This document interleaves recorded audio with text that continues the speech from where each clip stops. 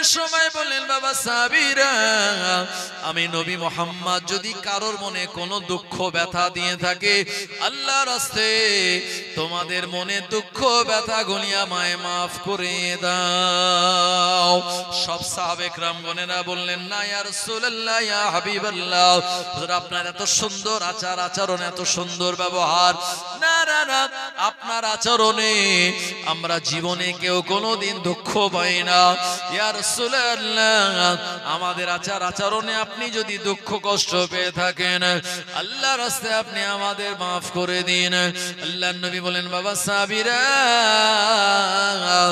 তোমরাও আমাকে কোনো দুঃখ কষ্ট দাওনি আর হঠাৎ করে এই কথার মাঝখানে আল্লাহর নবীর একজন সাহাবী দাঁড়িয়ে উঠলেন ওই সাহাবীর নাম হলো হযরত সাদ বিন আবি ওয়াক্কাস রাদিয়াল্লাহু আনহু সাদ বিন আবি ওয়াক্কাস বলল ও মুহাম্মদ সাল্লাল্লাহু আলাইহি ওয়াসাল্লাম ইয়া রাসূলুল্লাহ ইয়া হাবিবাল্লাহ হুজুর আমার একটা অভিযোগ আপনার বিরুদ্ধে রয়েছে আল্লাহর নবী বলেন এ বাবা সাদ আমার বিরুদ্ধে তোমার কি অভিযোগ ইয়া রাসূলুল্লাহ ইয়া হাবিবাল্লাহ এক তারিখে আপনি একটা উটের উপরে সওয়ার ছিলেন আমি সাদ উটের লাগাম ধরে আমি সামনে আগে আগে যাচ্ছিলাম আপনি উটের পিঠ লক্ষ্য করে একটা চাবুক মারলেন ওই চাবুকটা উটের পিঠে না লেগে আমি সাদ বিন আবি ওয়াক্কাস আমার পিঠে লেগে গিয়েছিল আমি সাদ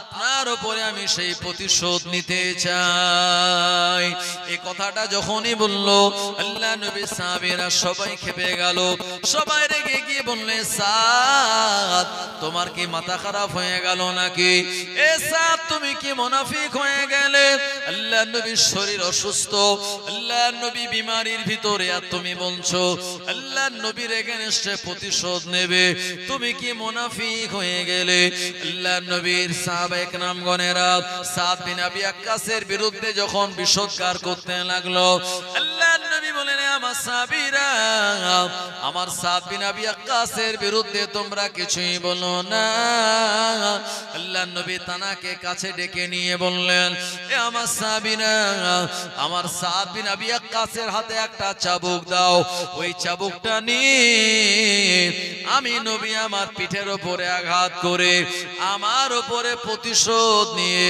এমন করে সে তার মনের ইচ্ছা পূর্ণ করুক আল্লাহর নবী সাহাবে کرامগণেরা এই চাবুক একজন এনে দিলেন বাকি অন্যান্য সাহাবে کرامগণেরা কান্নাকাটি করতে লাগলেন উমর ফারুক রাদিয়াল্লাহু আনহু তরবারি খোলা তরবারি উঁচু করে বললেন ইয়া রাসূলুল্লাহ ইয়া হাবিবাল্লাহ হুজুর আপনি একবার যদি অর্ডার দেন আমি সাদ বিন আবি ওয়াক্কাসের গর্দানটাকে আমি দ্বিখণ্ডিত করে দেব আল্লাহর নবী বলেন বাবা ওমর না না না ইজলিস ফিল মসজিদ এ মসজিদের ভিতরেই তুমি বসে যাও এই সময় সাদ বিন আবি ওয়াক্কাসের হাতে চাবুক দেওয়া হলো আহারে বিশ্ব নবীর উপরে প্রতিশোধ নেবে না জানি তানার কত আঘাত লাগবে তানার কত কষ্ট হবে এ কথা চিন্তা করে আল্লাহর নবী সাহাবীরা সবাই তারা কাঁদতেছেন ও জানেরা সাদ বিন আবি ওয়াক্কাস রাদিয়াল্লাহু আনহু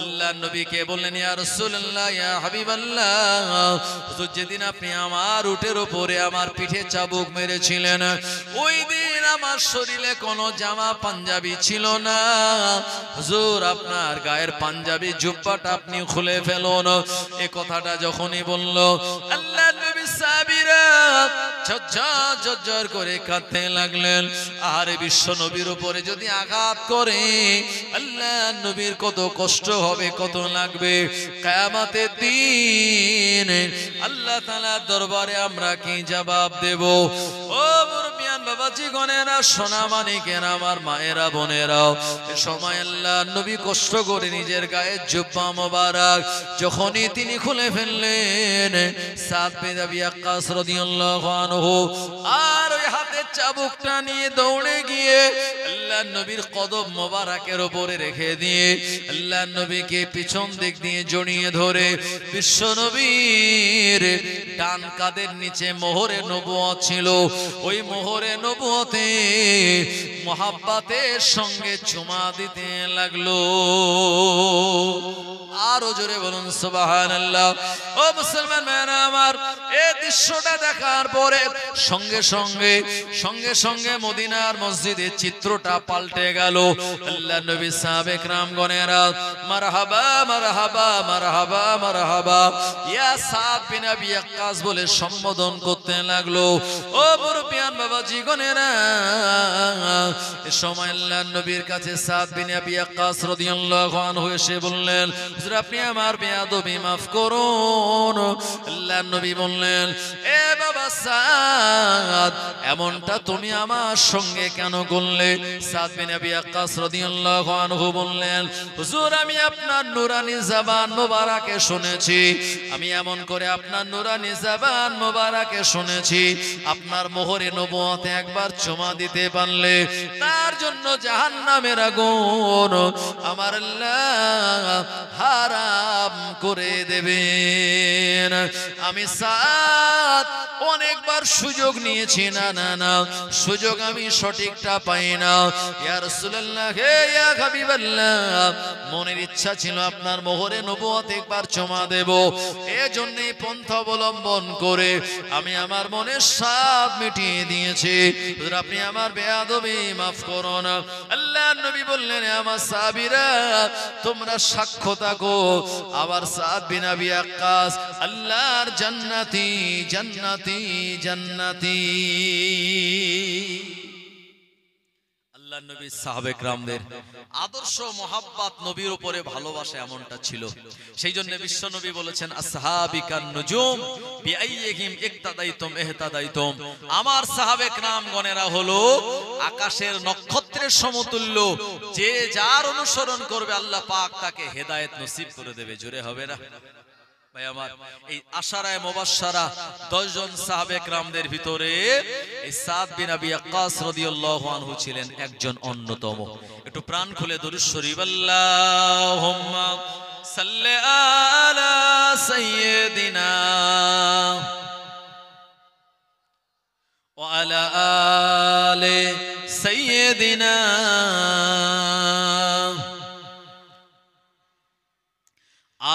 আজ কেন পৃথিবীটা লাগে এত সুন্দর, নবীজির আগমনে সাজালো এ চরাচর। আজ কেন পৃথিবীটা লাগে এত সুন্দর, নবীজির আগমনে সাজালো এ চরাচর।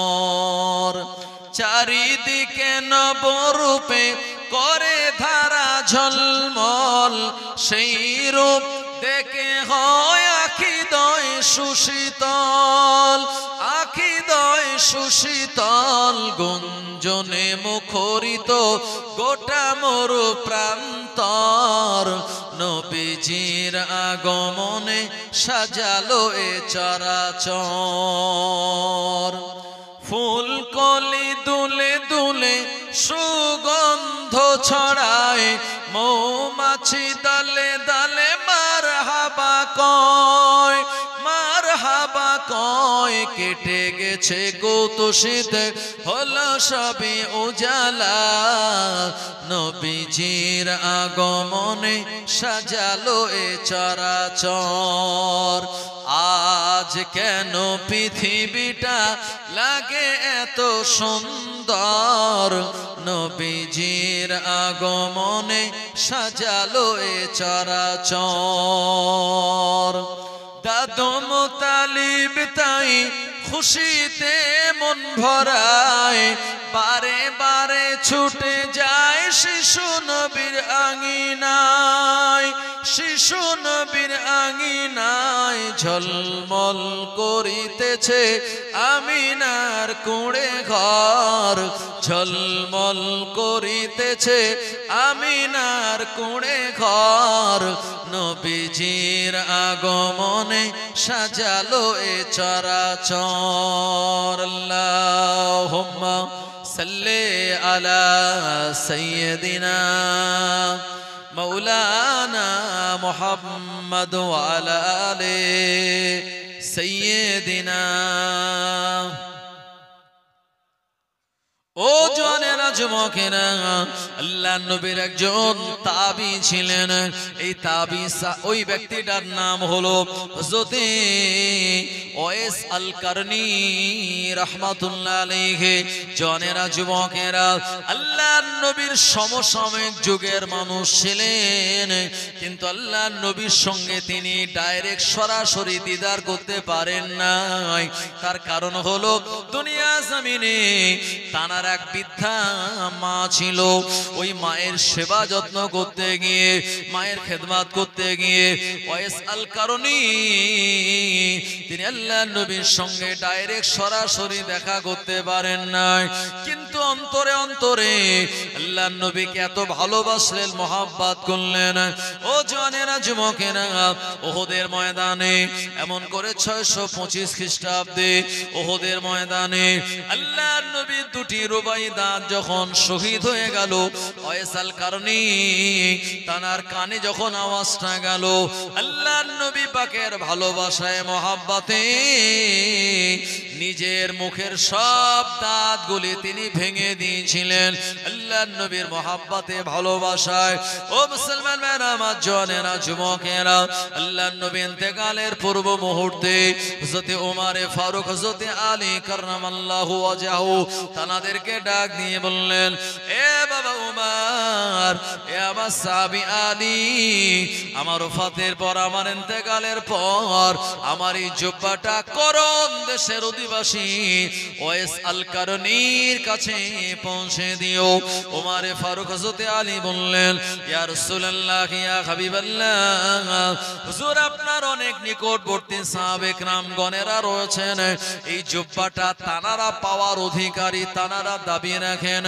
হুজুর আপনি আমাদেরকে না দিয়ে যে মানুষটা আপনার সঙ্গে সরাসরি দেখা করলো না, আপনার জুব্বা মুবারক আপনি তাকে কেন হাদিয়া দেন?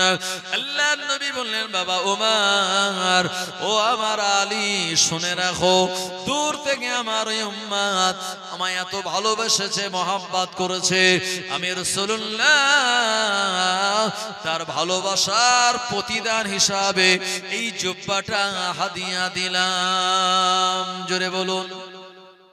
আল্লাহর নবী বললেন, বাবা ওমর, তার সঙ্গে আমার সরাসরি দেখা না হলেও স্বপ্ন যোগে আল্লাহ তার সঙ্গে আমার দেখা করিয়ে দেন। জোরে বলুন। ওয়াইস আল কারনী, যিনি ছিলেন আল্লাহর নবীর একটি প্রেমিক তাবী, এবং যে তাবীকে আল্লাহর নবী তিনি পাঠিয়েছিলেন এই জুব্বা হাদিয়া। বিশ্ব নবীর ওফাতের পর হযরতে ওমর আর হযরতে আলী রাদিয়াল্লাহু আনহু এই জুব্বাটা পৌঁছে দিয়েছিলেন। এ সময় ওই ইয়ামানের করণ এলাকায় যখন গেলেন, লোকেদের জিজ্ঞাসা করলেন, এখানে ওয়াইস আল কারনী নামক কাউকে চেনো? এলাকার লোক বললে, হ্যাঁ, একজন লোককে চিনি, তবে আপনারা আমিরুল মুমিনিন, আপনারা অনেক সুনামধন্য, আপনারা গণ্যমান্য ব্যক্তি, আর এই ব্যক্তিটাকে খোঁজ করেন কেন? বলল, কেন? বলল, এই মানুষটা তো পাগল, এই মানুষটার জীর্ণ শীর্ণ চেহারা, এই মানুষটাকে এলাকার লোক দাম দেয় না, মুসাফির হালাতে ময়দানে উট চড়িয়ে বেড়ায়, আর আপনি তাকে সন্ধান কেন করেন? ওমরে ফারুক হযরতে আলী রাদিয়াল্লাহু আনহু বলেছিলেন, এই ইয়ামানের অধিবাসীরা, জানাকে তোমরা পাগল বলে অভিহিত করছো, এলাকায় জানাকে কোনো দাম দেওয়া হয় না, ইনি আর অন্য কেউ নয়, আল্লাহর নবীর মহব্বতের একজন পাগল। ও জওয়ানেরা, যুবকেরা, আল্লাহর নবী সাহাবে کرام দুইজন সংবাদ নিয়ে লোকেশন ধরে মরুভূমির ময়দান পেরিয়ে, গভীর জঙ্গল পেরিয়ে একটা জায়গায় গিয়ে উপস্থিত হয়ে গেলেন। ও জায়গাতে যাওয়ার পরে দেখা গেল জীর্ণ শীর্ণ চেহারার একজন মানুষ, মাথায় পাগড়ি বেঁধে আশপাশে উটগুলি চড়ে, ওই মানুষটা আল্লাহ তাআলার নামাজে দাঁড়িয়ে রয়েছে। ওমরে ফারুক হযরতে আলী রাদিয়াল্লাহু আনহু তানার নামাজে ডিস্টার্ব না করে তানার পাশে বসে রইলেন। নামাজ থেকে যখন ফারেক হলেন, ওমরে ফারুক হযরতে আলী বললেন, ও ও আল্লাহর নবীর মহব্বতের উম্মত, আপনি তো ওয়াইস আল কারনি। উনি বললেন আনা আব্দুল্লাহ, আমি আল্লাহর বান্দা। আপনারা কে? বলল আমাদের পরিচয় পরে দেব। আপনি কে ওয়াইস আল কারনি? বললেন হ্যাঁ আমি ওয়াইস আল কারনি। বলল কি ব্যাপার? বলল আমি আর অন্য কেউ নয়, আমি হলাম আমিরুল মুমিনিন উমর ইবনুল খাত্তাব। হযরত আলী রাদিয়াল্লাহু আনহু উমরে ফারুকের পরিচয় করিয়ে দিলেন। বললেন হুজুর কি ব্যাপার, আমার এই নগণ্য আল্লাহর বান্দার কাছে আগমনের কারণ কি? উমরে ফারুক বললেন ও ওয়াইস আল কারনি, আমার নবীকে যে মহব্বত ভালোবাসা আপনি দিয়েছেন, ওই মহব্বত আর ভালোবাসার কারণে প্রতিদান দেওয়ার জন্য আল্লাহর নবী হাদিয়া স্বরূপ আপনাকে তানা জুব্বাটা হাদিয়া দিয়েছে। ওয়াইস কারনি রাদিয়াল্লাহু আনহু এ সময় তিনি ঝরঝর করে কাঁদতে লাগলেন আর বলতে লাগলেন না না না, এমন করে আমি ওয়াইস আল কারনি নই, আমাকে আল্লাহর নবী জুব্বা পাঠাননি, মনে হয় আমার নামে অন্য কোন ব্যক্তি রয়েছেন, তার কাছে নিয়ে যান। উমরে ফারুক বললেন না না না, আপনি তো সেই ওয়াইস আল কারনি। দুটি আলামত দেখলে পরে আমরা চিনতে পেরে যাব। এক নম্বর আলামত আল্লাহর নবী বলে দিয়েছেন আপনার এক সময় শ্বেত রোগ হয়েছিল, গোটা বডি শ্বেত রোগ আল্লাহ ভালো করে দিয়েছে, কিন্তু ডান হাতের তালুতে একটা রুপিয়া একটা পয়সা সমতুল্য জায়গায় আপনার সাদা দাগ রয়েছে। একবার আপনার হাতের তালুটা দেখান, হাতের তালুটা দেখানো, দেখা গেল সাদা শ্বেত দাগ রয়েছে। উমরে ফারুক বললেন ও ওয়াইস আল কারনি, হুজুর আপনার গালের মুখে দাঁত দেখান, একবার আমরা দেখতে চাই। ওয়াইস কারনি আর তিনি যখন তার মুখে দাঁত দেখালেন, সত্য সত্যই তিনি আল্লাহর নবীর মহব্বতে নিজের গালে দাঁতগুলি শহীদ করে দিয়েছিল, ভেঙে দিয়েছিল। আর উমরে ফারুক রাদিয়াল্লাহু আনহু তিনি শিওর হলেন ইনি তো প্রকৃত ওয়াইস আল কারনি। হুজুর আল্লাহর নবী আপনাকে হাদিয়া দিয়েছেন তানা জুব্বা, এই জুব্বাটা নিয়ে ওয়াইস আল কারনি ঝরঝর করে কাঁদতে লাগলেন। তিনি তানার চোখে আল্লাহর নবীর জুব্বা মোবারকটা তিনি ছুঁতে লাগলেন, চুমা দিতে লাগলেন, মাথায় রেখে মহব্বত করতে লাগলেন।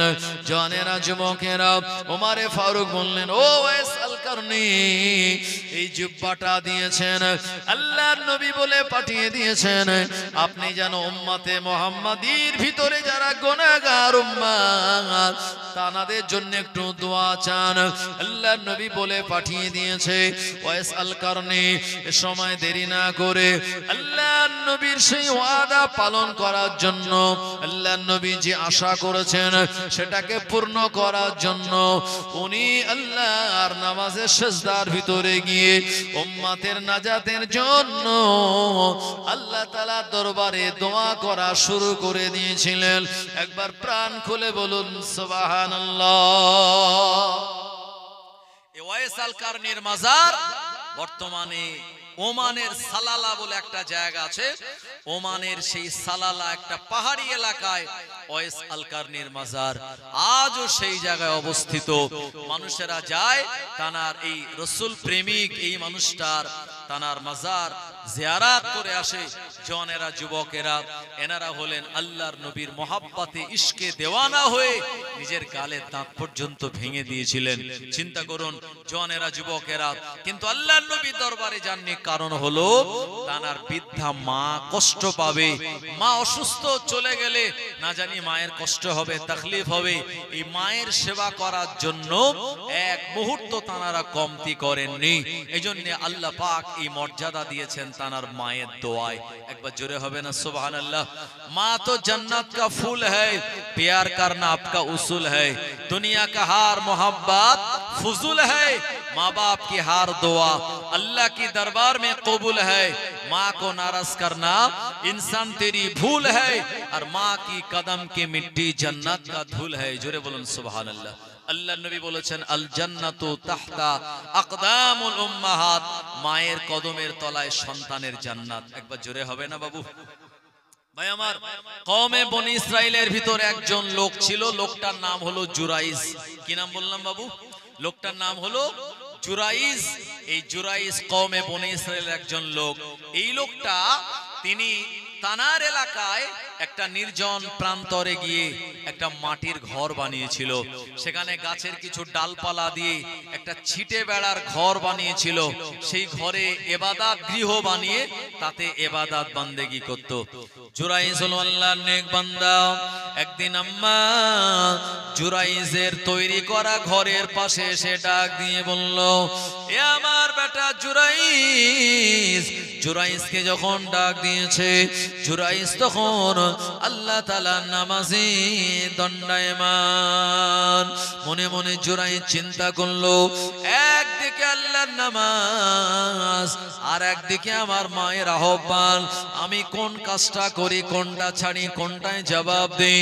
জুরাইজের মন বলল, না না না, মায়ের ডাকে সাড়া দিও না, আল্লাহর নামাজ ছেড়ে যাবে। জুরাইজ তখন মায়ের ডাকে সাড়া না দিয়ে নামাজেই দাঁড়িয়ে রইল। মুসলমান ভাইরা আমার, নামাজ যদি ফরজ হয় তো ফরজ নামাজ পড়তে পড়তে যদি আপনার আব্বা মা ডাকে, আপনার সাড়া দেওয়া যাবে না।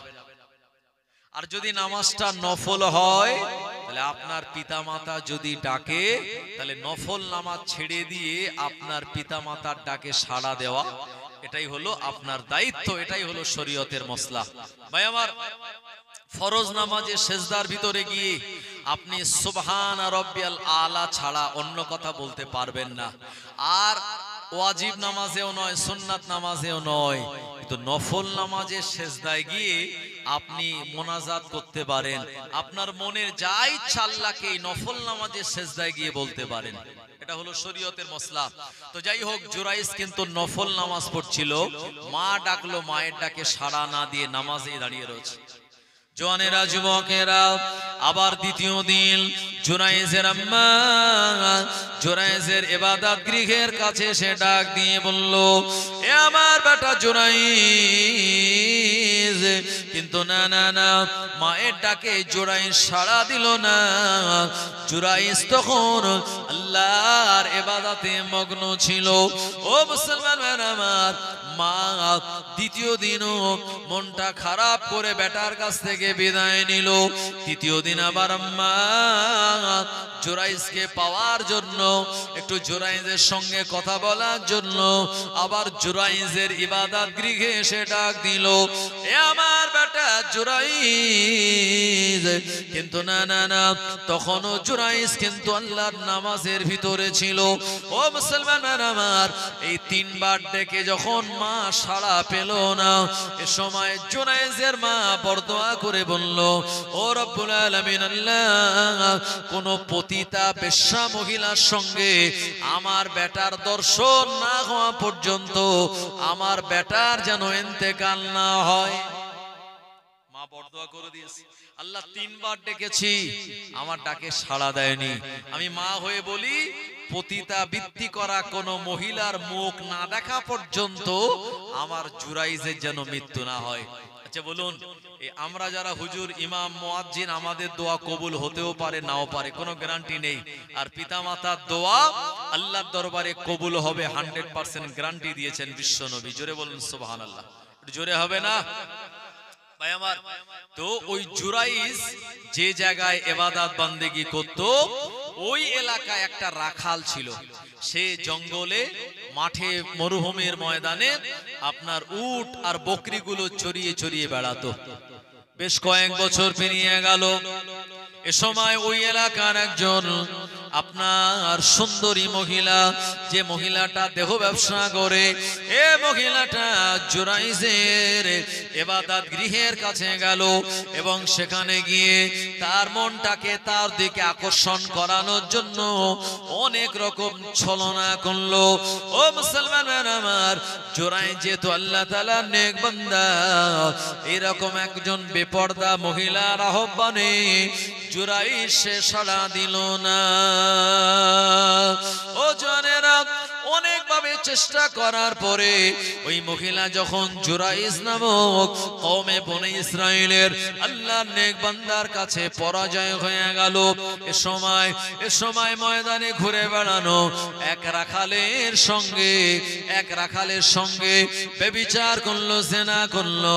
ওই ব্যভিচার করার কারণে ওই সুন্দরী মহিলা প্রেগন্যান্সি হয়ে গেল। নির্ধারিত সময় বাচ্চা যখন দুনিয়া জমিনে ভূমিষ্ঠ হলো, এলাকার মানুষ ওই মহিলাটাকে ধরে জিজ্ঞাসা করলো, এ মহিলা, তুমি তো অবিবাহিতা, এখনো তোমার বিবাহ হয় নাই, অথচ সন্তানের জন্মদিনে এমন করে কোন পুরুষের সঙ্গে তুমি এমন অপকর্ম করলে? ওই মহিলাটা শটান বলে দিল, আমার সন্তানের পিতা হলো অন্য কেউ নয়, কওমে বনি ইসরাইলের আল্লাহর মহাব্বতে ইবাদত করা ওই জুরাইজ হলো আমার সন্তানের পিতা। জোরে বলুন নাউজুবিল্লাহ। কার নামে দোষ দিল? আল্লাহর সেই নেক বান্দা যে নিজের এলাকা ছেড়ে একটা জায়গায় ছোট্ট ঘর বানিয়ে ইবাদত বান্দেগি করত। এখন জুরাইজের নামে যখন দোষ দিল, ভাই এলাকার লোক শোনার পরে, ভাই প্রথম যদি কেউ শোনে চোর চোর, আগে মেরে নেবে খানিকটা, তাই না? তারপরে চোর যদি বলে ভাই আগে শোনো আমার কথা, তারপরে মানুষ তার কথা শুনবে, মানে আগে মার তারপরে কথা, তাই না? জুরাইজের বিরুদ্ধে এরকম বদনাম যখন ওই মহিলাটা দিল, এলাকার লোক গিয়ে সেই জুরাইজের ঘরটা ভেঙে চূর্ণ বিচূর্ণ করে দিল। শুধু তাই নয়, জুরাইজকে টানতে টানতে অপমান অপদস্থ করতে লাগলো, কেউ বা হালকা করে তাকে মারধর পর্যন্ত করলো। জুরাইজকে কথা বলতে দেয় না। এলাকার মানুষেরা বলল, তুমি আবেদ বান্দা, এমন করে ইবাদত বান্দেগি তুমি করো আমরা সবাই জানি, কিন্তু তোমার ইবাদতের পিছনে এই রকম অপকর্ম রয়েছে, এটা তো আমাদের জানা ছিল না। ও মুসলমান আমার, ওই সময় জুরাইজ সামান্য সময় বিরাট অপমান অপদস্থ হয়ে গেলেন।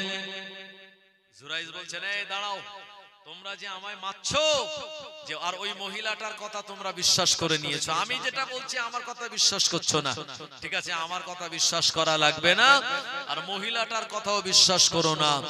ওই মহিলাটা যে সন্তান দুনিয়ায় প্রসব করেছে, এই বাচ্চাটা তো মাসুম বেগোনা, সেই বাচ্চাটা জবানে কান্না ছাড়া তার কোনো বলি নাই। ওই বাচ্চাটাকে জিজ্ঞাসা করা হোক, এই মহিলাটার সঙ্গে জেনা করেছে কে, আর ওই বাচ্চাটার পিতাকে।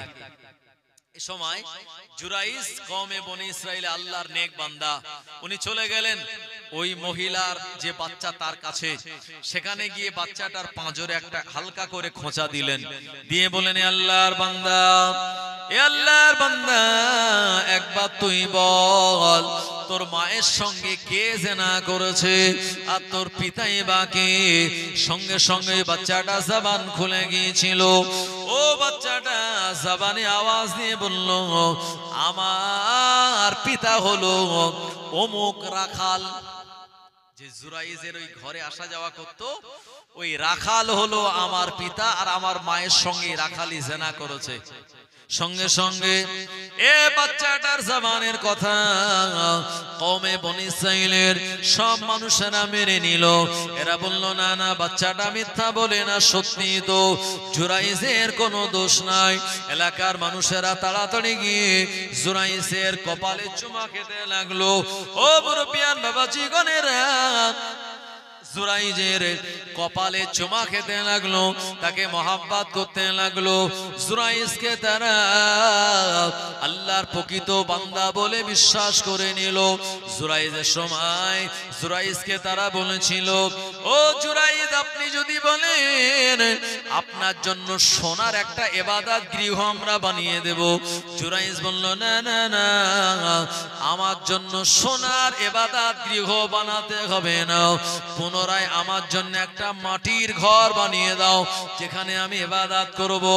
ও মুসলমান আমার, জুরাইজ সেই দিন যেদিন অপমান অপদস্থ হয়ে গিয়েছিল এবং এমন একজন পতিতাবৃত্তি করা মহিলার মুখ দেখতে পেল, জুরাইজ সেদিন এলাকার মানুষদের সম্বোধন করে বলেছিল, এ কওমে বনি ইসরাইলের মানুষেরা, তোমরা কি আমায় প্রশ্ন করবে না আমি এই রকম বিপদে কেন পড়লাম? জুরাইজের সময় বললেন, আমার আম্মা 3 দিন এসেছিল আমার ঘরে, ডাক দিয়েছিল, আমি নামাজ না ছেড়ে আমার মায়ের ডাকে আমি সাড়া দিই না। আমার মা আমার জন্য বরদোয়া করে বলেছিল, আল্লাহ আমার বেটা জুরাইজের সঙ্গে কোনো পতিতাবৃত্তি করা মহিলার মুখ না দেখা পর্যন্ত আমার বেটার যেন মৃত্যু না হয়। আমার মায়ের ওই বরদোয়া করার কারণে আমি এই কারণে অপমান অপদস্থ হয়ে গেলাম। এ কওমে বনি ইসরাইলের মানুষেরা জীবনে কোনোদিন মায়ের সঙ্গে তোমরা খারাপ আচরণ করো না। একবার প্রাণ খুলে বলুন সুবহানাল্লাহ। ভাই ও বাবাজি গণেরা, এজন্য দুনিয়ার জমিনে আপনার মায়ের কাছ থেকে যদি আপনি দোয়া নিতে পারেন, আপনার কপালটা অনেক উজ্জ্বল আর অনেক বুলন্দ হয়ে যাবে। একবার জোরে বলবেন না সুবহানাল্লাহ। জওয়ানেরা, যুবকেরা, একদিন নবী মুসা আলাইহিস সালাম আল্লাহকে জিজ্ঞাসা করলেন, ও রব্বুল আলামিন আল্লাহ, আপনার সঙ্গে আমার সব কথাই হয়, আপনি আমার প্রতিটা কথার জবাব দেন। আল্লাহ, আমি মুসা, আমার জানতে ইচ্ছা হয় আপনি যখন আমায় জান্নাতে দেবেন আর ওই জান্নাতে আমার সঙ্গে থাকবে সঙ্গী হিসাবে কে? আল্লাহ বলেন, মুসা তোমার সঙ্গে আল্লাহর জান্নাতে আমার জান্নাতে থাকবে যে, সে লোকটা হলো একজন কসাই। কি লোকটা হলো একজন কসাই। মুসা আলাইহিস সালাম বলছে, আল্লাহ কোথায় আমি নবী মুসা কালিমুল্লাহ আর কোথায় একজন কসাই, সে আমার সঙ্গে জান্নাতে থাকবে? আল্লাহ পাক বলেন, হ্যাঁ মুসা, তার সঙ্গেই তোমার জান্নাতে বন্ধু হিসাবে তোমার অবস্থান। মুসা আলাইহিস সালাম বুঝতে পারলেন সেই কসাই তাহলে জাতাই কসাই নয়, সেই কসাইয়ের ভিতরে নিশ্চয়ই ভালো কোনো গুণ আছে। তো গুণটা কি আছে ওটা দেখার জন্য আল্লাহকে বলেন, আল্লাহ ওই লোকটাকে এখন বেঁচে আছে? বললো, হ্যাঁ বিলকুল বেঁচে আছে। কোথায়? বললো, অমুক বাজারে চলে যাও, ওখানে গিয়ে দেখতে পাবে একটা লোক জীর্ণ শীর্ণ চেহারা, সে গোশত বিক্রি করছে, ওই লোকটাই হলো তোমার জান্নাতের সঙ্গী। জোরে বলো। মুসা আলাইহিস সালাম দেরি না করে দুনিয়ায় জান্নাতে আমার সঙ্গে কে থাকবে তাকে দেখার জন্য বাড়ির থেকে রওনা দিলেন। আমি বলবো তার আগে একটু প্রাণ খুলে আল্লাহর নাম নেন, নারে তাকবীর। বারে এই আওয়াজ এত স্লো, এখন তো রাত সবে 9:45 বাজে, আওয়াজ একটু জোরে দেন। এখনো যারা রাস্তাঘাটে দোকান বাজারে মার্কেটে বাড়িতে ঘোরাফেরা করছে তারা যেন মজলিস চলে আসে, আল্লাহর রহমত হবে। তাকবীর দিলে শয়তানও পালিয়ে যাবে। একটু প্রাণ খুলে গলা ছেড়ে বাপ বেটায় সবাই মিলে দিন নারে তাকবীর।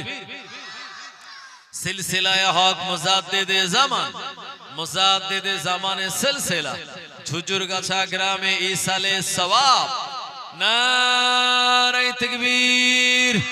একটু প্রাণ খুলে দরুদ শরীফ, আল্লাহুম্মা সাল্লি আলা সাইয়্যিদিনা মাওলানা মুহাম্মদ ওয়া আলা আলিহি। तारीफ मोहम्मद हमें लिख लिख के सुनाएंगे, हम खत्म नबूवत पे जा अपने लुटाएंगे। तारीफ मोहम्मद हमें लिख लिख के सुनाएंगे, हम खत्म नबूवत पे जा अपने लुटाएंगे। झुकना भी नहीं आता, बिकना भी नहीं आता, हम जान लुटाएंगे, डरना भी नहीं आता। आका की मोहब्बत में हम सर को कटाएंगे, हम खत्म नबूवत पे जा अपने लुटाएंगे। दोहराएंगे हम फिर से तारीफ अमामा की, इश्क नबी है क्या बतलाएंगे दुनिया को। जज्बाए ईमानी हम दुनिया को दिखाएंगे, हम खत्म नबूवत पे जा अपने लुटाएंगे। जो उनके दीवाने हैं ओ दिल के तराने हैं, गुस्ताख नबी है जो शैतान दीवाने ओ। गुस्ताख मोहम्मद का हम नाम भी मिटाएंगे, हम खत्म नबूवत पे जा अपने लुटाएंगे तारीफ मोहम्मद हमें लिख लिख के सुनाएंगे हम खत्म नबूवत पे जा अपने लुटाएंगे ओ मेरे नबी पक है जो दिल में बसे मेरे दिल चीर के दिखा देंगे नाम नबी का है जोरे हवे ना सुभान अल्लाह अटी जोरे बोलें ओ मेरे नबी पक है जो दिल में बसे मेरे दिल चीर के दिखा देंगे नाम नबी का है दुश्मन नबी सुन ले जुबा पे लगम तो दे जो जान हमारा है दे देंगे नबी के लिए तारीफ मोहम्मद हमें लिख लिख के सुनाएंगे हम खत्म नबूवत पे जा अपने लुटाएंगे अल्लाहुम्मा सल्ले अला सय्यदिना व अला आले सय्यदिना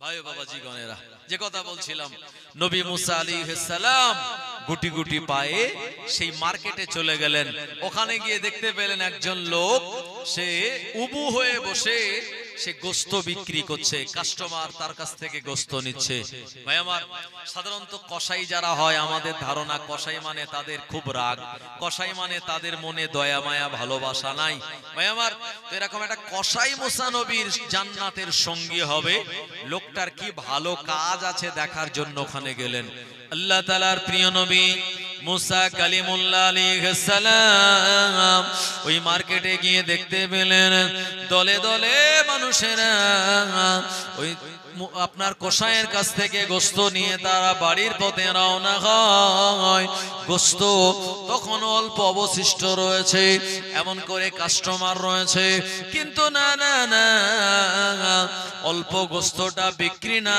করে ওই কসাই গোশতটা ব্যাগের ভিতরে ঢুকিয়ে বাড়িতে নিয়ে চলে গেল আল্লাহর নবী মুসা কালিমুল্লাহ আলাইহিস সালাম ওই কসাইয়ের পিছনে পিছনে তানাকে টার্গেট করে তানার অনুসরণ করে তানার বাড়ি পর্যন্ত পৌঁছে গেলেন ও কসাই যখন বাড়িতে প্রবেশ করলো মুসা আলাইহিস সালাম দূর থেকে দেখতে লাগলেন এই লোকটা ওই গোশতটা ডাল দিয়ে রান্না করলেন ডাল দিয়ে রান্না করে ঘরের ভিতর থেকে জীর্ণ শীর্ণ একজন বৃদ্ধা মহিলাকে কোলে করে ঘরের বারান্দায় এনে একটা জায়গায় হেলান দিয়ে বসিয়ে তানাকে মহব্বতের সঙ্গে ওই গোশত আর ডালটা খাওয়ায় এ সময় ওই বুড়িটা আর কসাইয়ের কানে কানে হেসে হেসে কি যেন বলল নবী মুসা আলাইহিস সালাম এই পুরো দৃশ্যটা ভালো করে প্রত্যক্ষ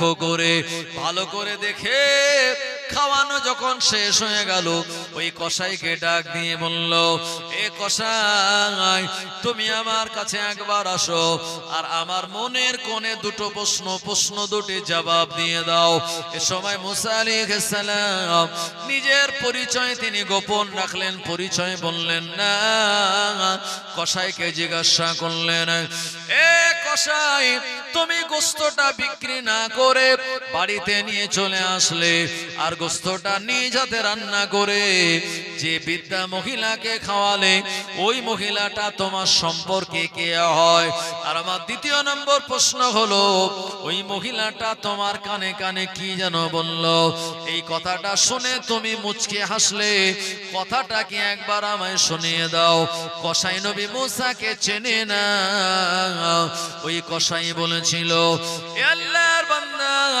আমি গোশতটা নিজে হাতে রান্না করে আমি জানাকে খাইয়েছি উনি আর অন্য কেউ নয় উনি হলেন আমার জনম দুঃখিনী গর্ভধারিণী আম্মা মায়ের খেদমাতের জন্য আমি এমনটা করলাম। তোমার কানে কানে তোমার মা কি বলল?